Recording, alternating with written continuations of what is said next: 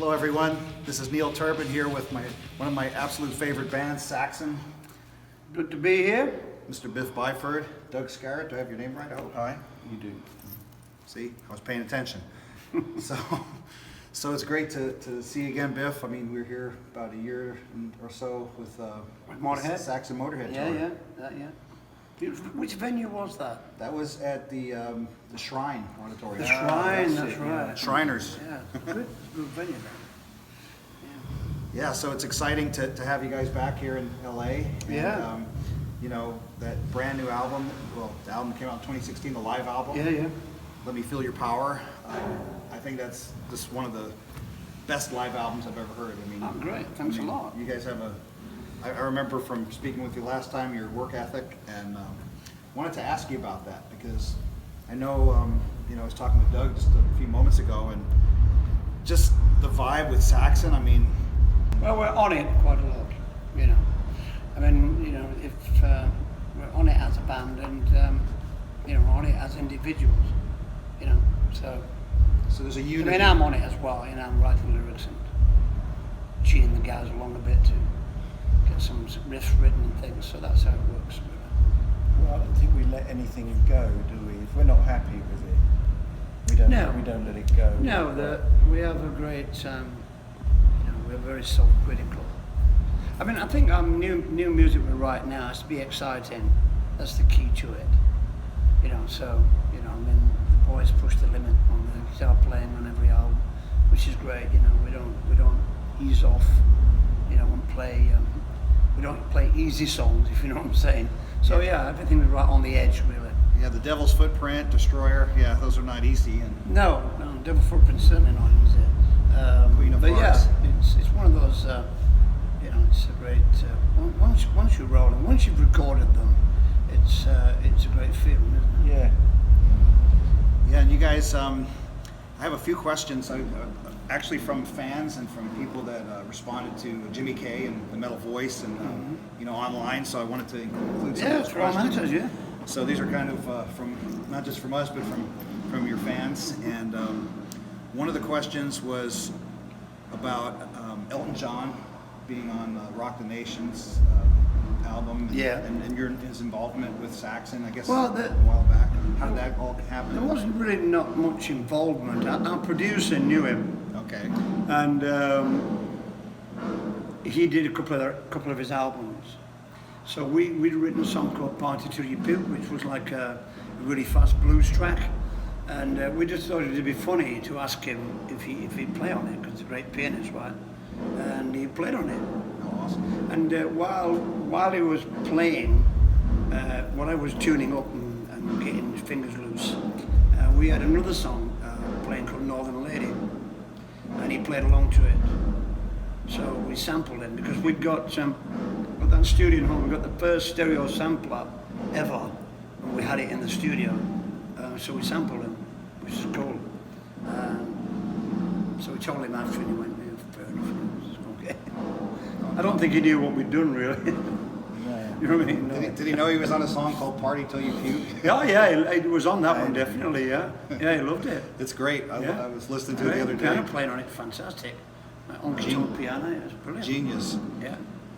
Just kind of an interesting combination. I mean, you can't ask for a better Well, you know, we keyboard player. we like all types of music anyway. We're not just into hardcore. You know, we do like other music. We're brought up, you know, through the blues. We've definitely a blues influenced rock band. You know, first, and a heavy metal band second. So, you know, we like all the bands. We like all the American bands. You know, we like a lot of the early stuff. We like a lot of John Lee Hooker stuff. You know, so we're very we're well versed in the sort of beginnings of rock. If you know what I mean. So like Lemmy Kilmister used to say, he plays rock and roll, and That's right. I'm sure you know Lemmy It's all better rock. than most of us out here. Yeah. So yeah, it is all. It's the same. There's only 7 notes. So is there some bands that, like you're mentioning John Lee Hooker, there's some other bands back in the early Saxon days, you know, the 70s? That we liked. Well, we liked kinda all the big inspired- ones, obviously. You know, Zeppelin, Sabbath, all them. We liked a lot of bands like Wishbone Ash and, you know, The Who we loved. American bands we liked were like Grand Funk, Grand Funk Railroad, Mountain. yeah, Mountain. So the way some of those bands influenced, you know, what you listened to at least, you know, maybe not necessarily what you played, but maybe some of that kind of carried over. Are there any bands now? We liked that Kill Switch. Yeah, we like Kill Switch Engage. They're great. Opeth as well. Yeah, we like a lot of people. You know. You guys play with a lot of bands when you're playing the festivals. We play a lot of festivals. If you get we're to always hear looking for, looking at bands and watching them. There's some, if I think Death Punch are really happening. They're pretty cool on a festival. They know how to get the audience going. So yeah, there's some good bands out there. Machine Head. We partied with Machine Head yesterday. They're a great band as well. Definitely. So yeah. From my standpoint, I was listening to that, so I just wondered, from your standpoint, you're still, when you're listening to music, you're still growing. It's like a never-ending process of taking in. Well, music's a great genre, isn't it? And we can do anything we want, really. We've never really had anything. We've never had any boundaries, have we? No, we only kind of limit ourselves to how much we like it ourselves, really. But it's always going to be We me. love it. It's always going to be me singing, and it's always going to be them playing guitar. So it's not going to go suddenly go hardcore. Right. You know what I mean? Although on the next album we are maybe going to do a duet with somebody that's quite hardcore, but that's just a little exclusive little snippet there for you. So speaking of the next album, have you written any material? Yeah, any we've riffs? recorded 7 songs already. 7 songs. Yeah, Wow. I finished the vocals just before we came. Actually, Doug was doing guitar, I was doing vocal. So we're going to write. I think we've actually got 3 or 4 more songs, but I think we're going to write 3 more. Beautiful. For the album. So is this done in a studio out here, or are you doing it remotely, like on your bus? No, we'll rent a studio when we're on festivals. Okay. Yeah, we'll have a week in the studio, and then we'll write some Fantastic. songs. That's what we do. Brilliant. So this album's going to be recorded back in the UK, or is it going to? Yeah, it's with Andy Sneap. Okay. Like I say, he's gone off to do Judas Priest while we're here. So when we get back, it'll be September. We finish with that, hopefully. Brilliant. Wow. So that's going to be quick. It's going to be out there in 2018. okay. Maybe January. Any working song titles or anything like that? Well, we've done some lyrics, Nosferatu, which is about basically the Bram Stoker thing, so that's quite a dark song. But yeah, and I've done a song about Motorhead, obviously, called They Played Rock and Roll. Anything that you can fondly remember that from your experiences with Lemmy or Motorhead that maybe would be at the top of your mind that you would recall about gigs? Maybe kind of. I'm sure there's a lot of things. You want a Lemmy story? Is that what you want? Not a Lemmy story, but just kind of maybe some things that people don't know about you and Lemmy and the history of Saxon that's relevant to. We our first tour of UK was our first tour ever actually was with Motorhead in 1979, and we'd just written Wheels of Steel. It was about to come out, and So it didn't come out yet. it hadn't come out in '79. It came out in '82. So you guys were But playing. the Bomber tour went from '79 to '80. So, but yeah, we used to go out every night.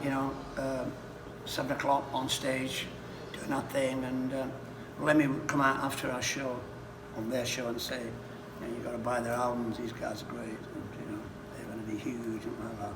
So he helped us out a lot in those early days. He gave us his stamp of approval. So it was good, nice of him. He was nice, Lemmy. He was a nice guy. Yeah, I loved Lemmy as a person. I knew him and had the opportunity to hang with him a few times. Really Yeah, sweet, cool. sweet person, very intelligent, and quite a sense of humor. He was great, intelligent, well read, great sense of humour. He's a bit like me, really. Got a wicked wit about him. Let me ask you this, Biff. Did you expect Lemmy, who lived a rock and roll lifestyle, I guess, if you wanted to put it that way, did you expect that? Everybody doesn't have like an expiration date that's like far out. So Was there ever a I feeling? don't think like- anybody thinks about it though, actually. I don't think anybody thinks about it generally unless you're told you're ill. I just think you carry on and do your thing, really. And I mean, Lemmy was ill, you know, when he was actually iller on the American leg than he was on the European leg. Yeah. Because we finished in Scandinavia in December, and you know, we all said goodbye for Christmas break, and we were starting again in January in London. Was the first show, and he died, you know, shortly after that. So you know, Yeah, 2 weeks later. yeah, I don't think he expected to die because he was actually feeling a little bit better, but he was told he'd got you know, cancer of the brain. So you know, it wasn't long after that before he died, really. I mean, he sent me a text message a couple of days before he died, saying that he thought the tour was great and la la la, and you know, loved us and everything. And that's really it. And next thing I knew, somebody phoned me up and said Lemmy's gone. So you know, it was a bit of a shock, really. Yeah. But he went, you know, he went in the Lemmy style, really. You know, He rode it hard. He didn't linger in hospital, did he? He died with his boots on, you know, On as they stage, say, you know. rocking So on stage. yeah, so you know, it wasn't. There is no good death, but it wasn't. He wasn't. And he didn't die of what most people probably thought he would die. That's right. Yeah, he died of something else. It wasn't anything to do with, you know, booze and drugs. It's just one of them things, really. Yeah, I got we to- do remember him, you know, on the last gig. You know. I got to see him when you guys played with him at the Shrine. That was a great gig with Saxon and Motorhead. And I remember I didn't get to see him much, but he was in that other part of the Shrine, the very far back, where I guess Motorhead had his dressing room. And he was in a wheelchair, and he was like, everybody was standing there, and he was going to get on stage, so he wheeled himself, like he's zipped right by everybody. Yeah. It's like, whoa, that was Lemmy.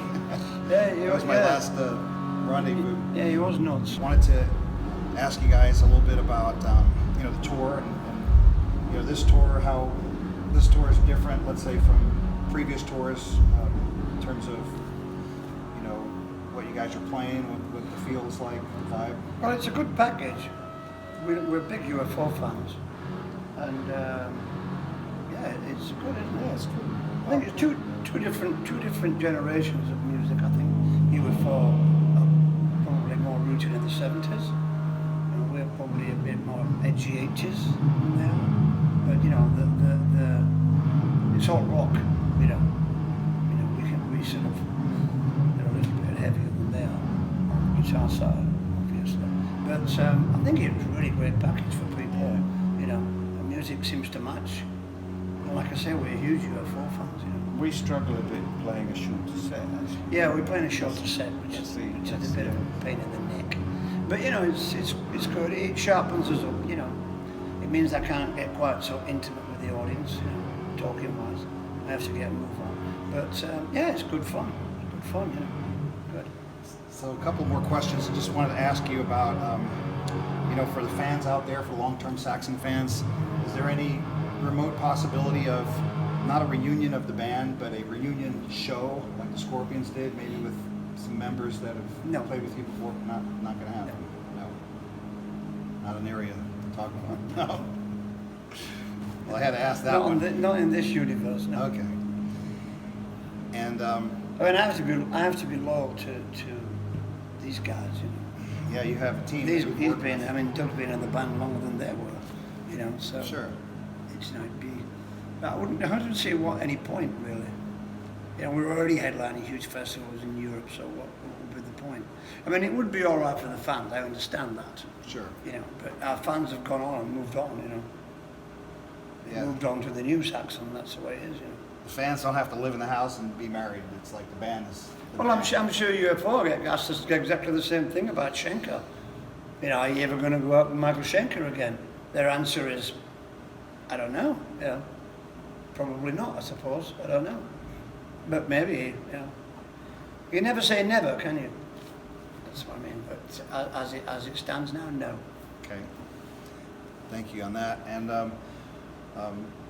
regarding your name, I know people know you as Biff, and I'm not going to mention names, but I just wondered how you came up, how you got that name originally.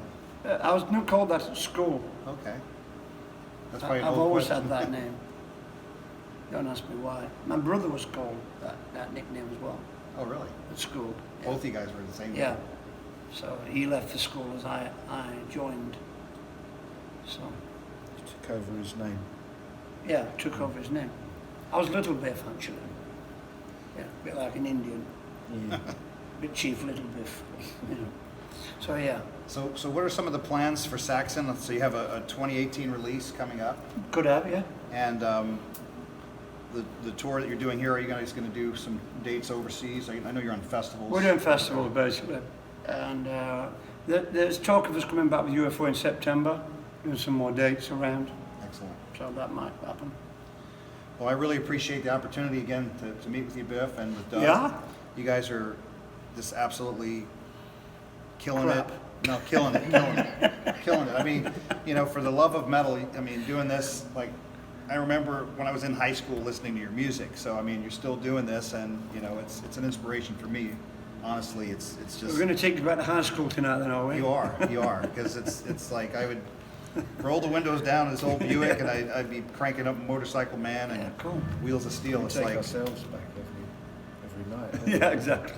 Yeah. We're doing a pretty 80s set, actually. We're only doing like three newish songs.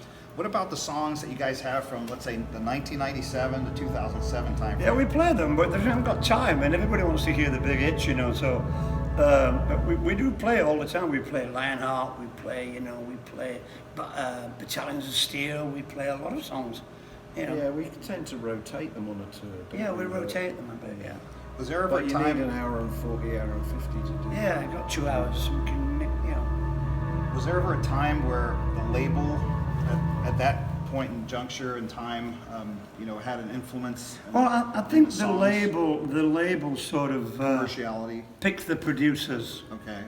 and they had some bad picks back then. So they didn't pick Some terrible Andy Sneap. picks, you know. They didn't pick Andy Sneap back then in those days. Well, you know, it was like, I'm sure they were great producers, but they just weren't in tune with what we were doing. You know, I think at that time, if you took an American producer, although it wasn't too bad on Power and the Glory, but you take an American producer and throw in like a northern sort of heavy rock band, they don't really understand where it's at.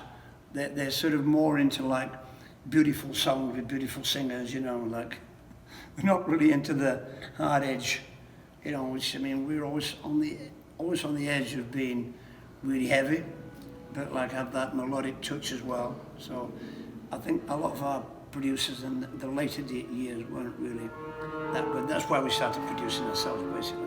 So during the Crusader album or that time frame, I mean, was there an influence, let's say, was it more perception of the band to have some more songs like in the MTV era? Or was it? Not really, because MTV was all about visuals. I mean, I saw some awful songs on MTV, but they looked great. You know what I mean? So, no, I don't think we were, you know, and I don't think we were darlings of MTV. We had a few big hits on there. Just Let Me Rock was on there quite a bit. But no, our big songs in America were like Crusader, Power and the Glory, all the albums of Wheels and Strong Arm and sort of Power and the Glory, definitely, yeah. So they're the big songs that people remember, I think. I remember when you guys, I think it was at Vaughan, I wasn't there, but I saw the film, and you guys were playing Live to Rock. I thought that was a brilliant, well-written song. Could have been, you know, 80s, I mean, it's modern, Yeah. but just such a, I mean, the fact that you guys have the ability to really, in my opinion, write hits, because to me that's what that song is. Yeah, it's a bit more formula, that song. It's a bit more like Wheels of Steel, you know. It's like verse, chorus, you know, big anthemic chorus. Live to Rock, you know. We actually wrote 2 songs at the same time. I had Got to Rock, Stay Alive, and I had Live to Rock, and so we did Got to Rock, Stay Alive first, I think, did we? Or did we do Live to Rock? I think it was Live to Rock first, wasn't it? Because we got Lemmy to sing on the other one, on the video. But yeah, we could have had them on both on the same album, I suppose. But But yeah, I mean, Lift to Rock, I think it's a great tune. Yeah. Is that kind of song a harder song to write than other It's songs? a harder song to sing because it's high key. Not really. It's just it's really difficult to describe when you just write a kind of simple guitar riff. Why sometimes you just think it doesn't work. It's not happening, and then you play something really simple, and then Nigel will play a beat, and something comes together, and there's a syncopation there that you think, oh, it's so simple, but it's great, and it's not quantifiable really. It's like It's like every AC/DC song, really. Yeah, They're all great, aren't they? You can't really describe why though, can you? They just are. That I noticed is that the follow-up album, the album after, which is of course the current Battering Ram album, I'm just blown away with the songwriting, and I'm sure that's a team effort with you guys. Well, it is a team effort. I mean, Nibs is quite prolific at writing guitar riffs, just because he's a nutcase and he just never stops. So we do tend to use a lot of Nibs's ideas to start things rolling. I'm definitely on the recent albums. Yeah. So we just call them. That's how it goes, really. But obviously the band have to play them, so Nibs doesn't play guitar on the albums. You know what I'm saying? So yeah, it's a team effort, but sometimes it starts differently. The original inspiration comes from different people. So one last question regarding Nigel Blocker. When he, I guess, was having some medical issues and stuff, I mean, obviously that was a big concern because he was having major surgery. That's right. Major stuff. But were you guys worried at all or expecting him to be back as quickly? Well, we didn't know, did we, really? No, I mean, yeah, obviously we were worried, but it was literally a case of just wait and see, because it could have been 2 months, it could have been 6 months, it could have been a year. So he came back quick. He was like back in the album. You guys came back really quick. It didn't sound like... We had a few writing sessions where we had just some guy drumming along with us, no, he came back really quick. You had your tech, like Sven Dirkschneider at the time. He was we had Udo's son. Yeah, he stepped in for three shows, I think, that we rescheduled. But that was it, really. We weren't thinking of doing anything else after that, were we? So you guys were just going to wait for Nigel to... He was very considerate with his illness, wasn't he, Nigel? Yeah. It fell on a natural break. Yeah. Wow. Yeah. And the drumming that he did on Battering Ram is just like, I mean, it's like hard to imagine that he didn't miss a step. I mean, it was just so, I mean, just so dynamic, so amazing in terms of his performance. He's great. I think we actually thought he was better, didn't we? How did that happen? Yeah, we thought something went a bit wacky in his head. He came back a much better drummer. They reprogrammed him, and he was even better. Yeah, exactly. Yeah, they sort of went in there and took out a little bit that he didn't need. Yes. Anyway, we're going to have to go now, chaps. Thank you. Yeah. Thank you so much, Biff, and thank you, Doug. Yeah. Really a pleasure. You want a photograph or anything? Or? Yes, please. Yeah. This is Neil Turbin. You're watching The Metal Voice. Here with Biff Byford and Doug Scarratt. Metal Voice.